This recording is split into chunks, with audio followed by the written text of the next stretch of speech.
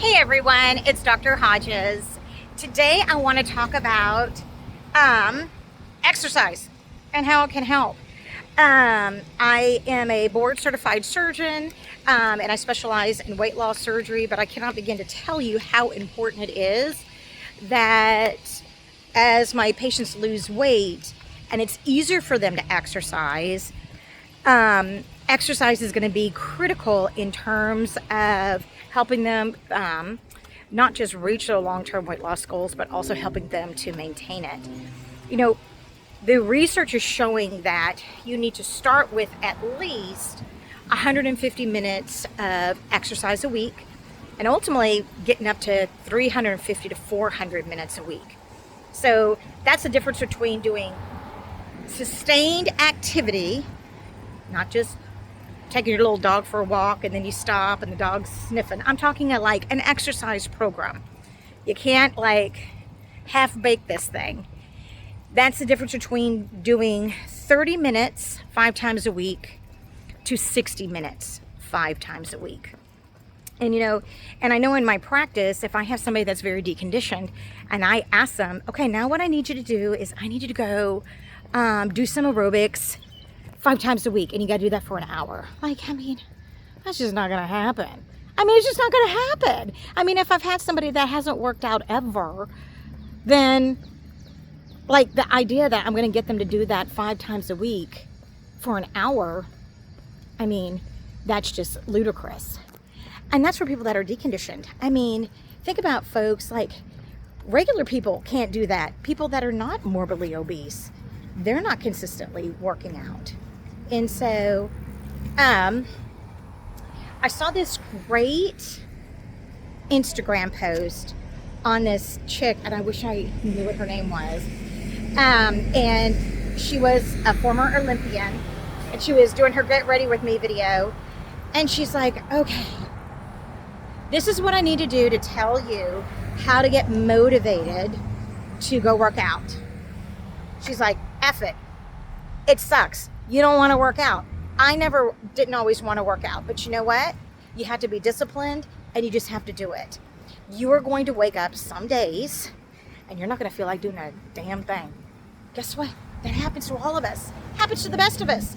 That's actually why right now I'm walking in the middle of the morning as opposed to earlier in the morning, and it is busy and people are like riding their bikes on the sidewalk and there's cars everywhere and it's driving me crazy.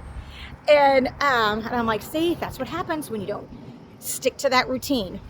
And it is hard to do that. And I know that there are lots of motivational Instagrammers out there and YouTubers and all this on like what you need to do.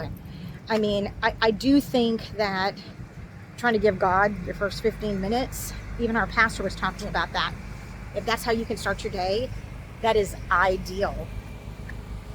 And then everything else will fall into place. Good morning. See?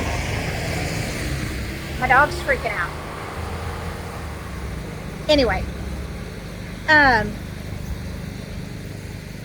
but the reality is that in any given program, a lot of times you may initially be really jazzed and you're in it to win it. And they say if you can do something consistently for 20 days, it's going to become a habit. But what happens if it's like day 10 and now the shiny has worn off? What do? You know what? You just get up and you put on your sneakers and you do it. And it is okay if you hate it every minute, because you're going to have days like that. But the difference between you reaching your goals in terms of fitness and you not is going to be consistency. And I was just having this conversation with my daughter. She has cheerleading tryouts coming up, and she has just been fighting me on stretching because she's a little flyer. And I'm like, baby, I can't do this for you. Like, no one is going to get that heel stretch higher or get that scorpion prettier. No one's going to do that for you. Only you can. But with stretching, that's not something that happens overnight. Like, it is something that comes with consistency over time.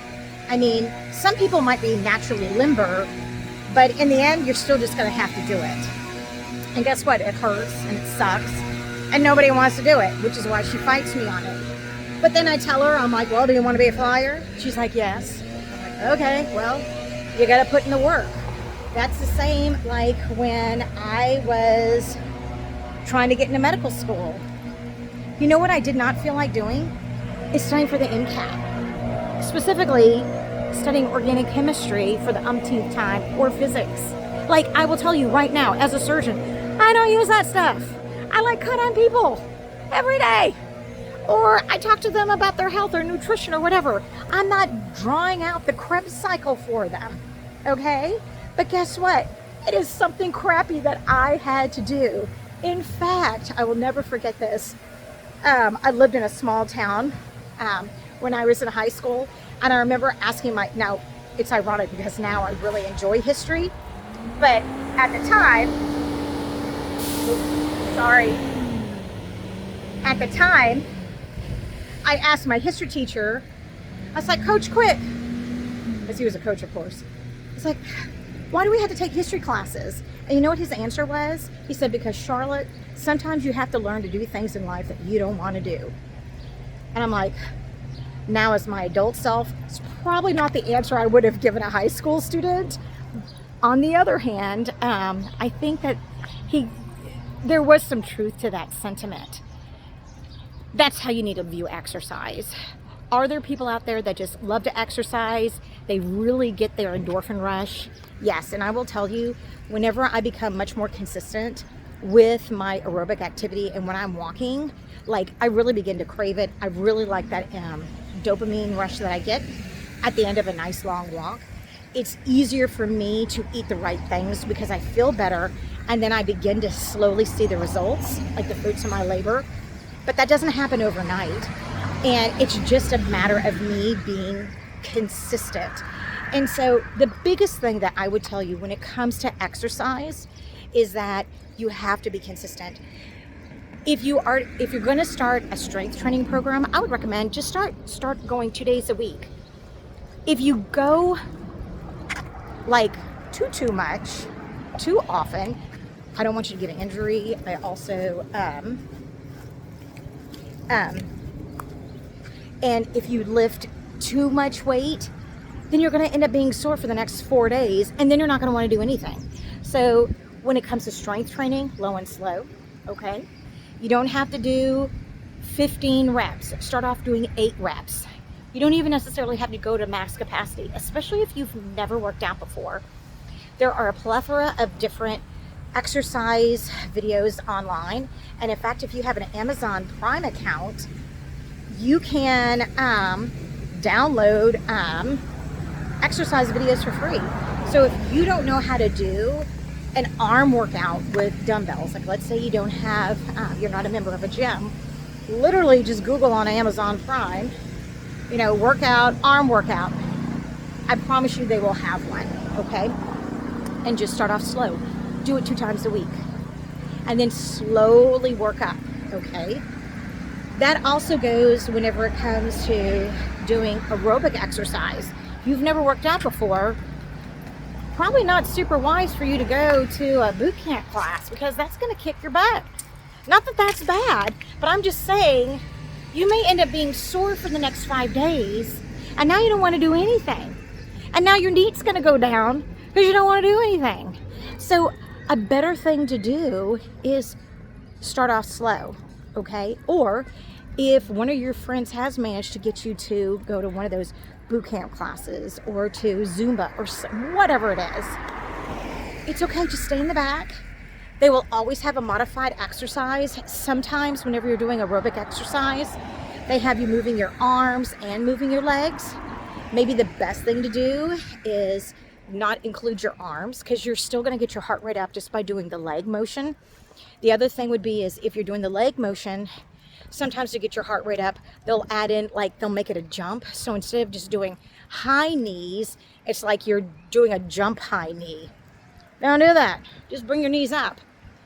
And they don't even have to be at 90 degrees. Like, everybody has their baseline.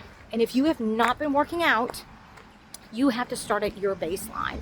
And that never was more true to me than whenever I went to the gym. This was a couple of weeks ago, and I was shocked at like how much my strength has waned. I mean, when I was in residency, now granted that was like 15 years ago, I worked out all the time. I was always in the gym. It was a great stress reliever for me.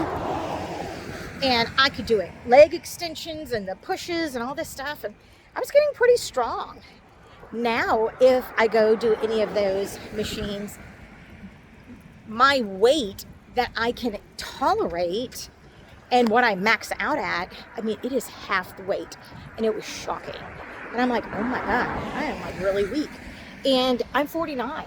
It's not going to get any better. So even though I'm going for a walk right now, what I truly need to do is really start adding in some strength training, because I need to help like decrease my risk for bone loss. But it all helps. Keeping up with keeping up with strength training keeps your lean muscle mass high, and that helps you with your metabolic rate. So what does all this mean? What is my profound advice I'm going to give to you? Number one, sometimes you're just going to have to do it. And this is my motivational video to you. Exercise kind of sucks. And I don't really care to do it. Like, that's why I'm literally walking right now instead of doing strength training. I just don't want to do it. But you know what? If I want to get the physique that I want, I'm just going to have to do it.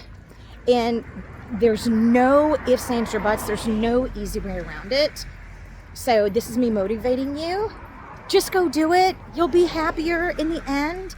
And it's probably going to be sucky and sore. But then guess what? Whenever you start lifting a little bit more, you're going to be super pumped. Or let's say you weren't able to walk but 2 blocks, and now you can walk a mile. Bravo to you. So you got to start at your baseline. Number one. Number two, give yourself small incremental goals. Number three, you got to be consistent. Consistency is the key. Consistency is what is going to get you to the next level. You got to think of that. That's your compounded interest. You got to bank it away. You just got to bank it away. And then you'll see the results that you want. And then finally, first start off with a goal of 150 minutes a week. And then ultimately getting up to 300 to 400 minutes a week. That would be the ultimate goal. Okay? So, hope that this helped.